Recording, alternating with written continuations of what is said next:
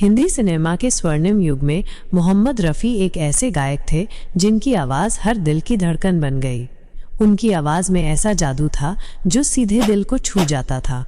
Romantic गानों से लेकर देशभक्ति गीतों तक, भजनों से लेकर कव्वालियों और क्लासिकल से लेकर पॉप तक, हर शैली में उनकी आवाज़ का जादू चलता था। लेकिन क्या आप जानते हैं कि उनका एक ऐसा गाना भी था जो अधूरा रह गया, फिर भी वो सुपरहिट हुआ और आज भी लोगों की जुबान पर जिंदा है। इस गाने से जुड़ी एक बेहद भावुक कहानी है जिसे R.D. बर्मन ने खुद सुनाया था। तो चलिए उस दौर में चलते हैं जब एक महान गायक की आवाज़ आखिरी बार R.D. बर्मन के लिए माइक के सामने गूंज रही थी।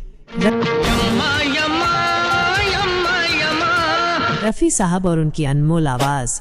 मोहम्मद रफ़ी एक ऐसा नाम जिसने हिंदी सिनेमा को अनगिनत यादगार नगमे दिए। उनकी आवाज़ में ऐसी खासियत थी कि जब भी कोई गाना सुनो लगता था कि वो गाना सिर्फ हमारे लिए गाया गया हो। उनकी गायकी में एक अलौकिक शक्ति थी। लेकिन कहते हैं ना, किस्मत को कुछ और ही मंजूर था। रफ़ी साहब के इस गाने की कहानी कुछ अलग ही थी। ये कहानी है 1980 की, जब वे अपने जीवन का ये गीत रिकॉर्ड कर रहे थे। बात 1980 की है जब रमेश सिप्पी की फिल्म शान बन रही थी। इस फिल्म में कई यादगार गाने थे, लेकिन एक गाना था जो फिल्म के लिए बेहद अहम था, यम्मा यम्मा। इस गाने की धुन बनाई थी मशहूर संगीतकार R.D. बर्मन ने और इसे गाने वाले थे खुद मोहम्मद रफ़ी साहब। रिकॉर्डिंग का दिन आ चुका था।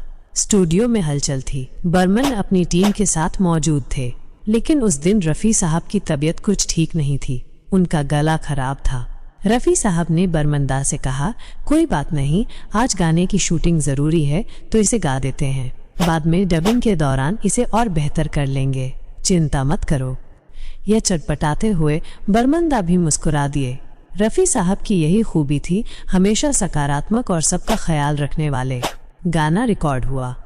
ये गाना अमिताभ बच्चन और शशि कपूर पर फिल्माया गया। शूटिंग हो गई, सब कुछ बढ़िया चल रहा था। लेकिन फिर आया एक ऐसा मोड़ जिसने सबको झकझोर कर रख दिया। कुछ दिनों बाद रफ़ी साहब ने बर्मन को फ़ोन किया, बर्मन भाई, मैंने वो गाना ये सोचकर गाया था कि बाद में ठीक से डब कर लेंगे। मैंने उतना ध्यान नहीं दिया था। चलो अब इसे दोबारा रिकॉर्ड कर लेते हैं। बर्मनदा ने हामी भर दी। एक तारीख तय कर दी गई। सबको लगा कि जल्द ही ये गाना दोबारा रिकॉर्ड होगा और पहले से भी बेहतर बनेगा। लेकिन नियति को कुछ और ही मंजूर था। रिकॉर्डिंग के तय दिन से पहले ही 31 जुलाई 1980 को एक दिल दहला देने वाली खबर आई। मोहम्मद रफ़ी नहीं रहे। पूरी फिल्म इंडस्ट्री सदमे में डूब गई। संगीत प्रेमियों को यकीन नहीं हो रहा था कि वो सुरीली आवाज़ अब हमेशा के लिए खामोश हो गई है।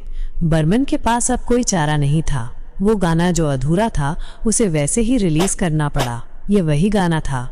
12 दिसंबर 1980 को फिल्म शान रिलीज हुई। फिल्म के लगभग सारे गाने हिट हुए, लेकिन यम्मा यम्मा ने एक अलग ही पहचान बना ली। ये गाना उस दौर की पार्टियों की शान बन गया। हर जगह, हर महफिल में ये गाना गूंजने लगा। लोगों को ये नहीं पता था कि ये गाना अधूरा था। जिस डबिंग के लिए रफ़ी साहब ने कहा था वो कभी हो ही नहीं पाई।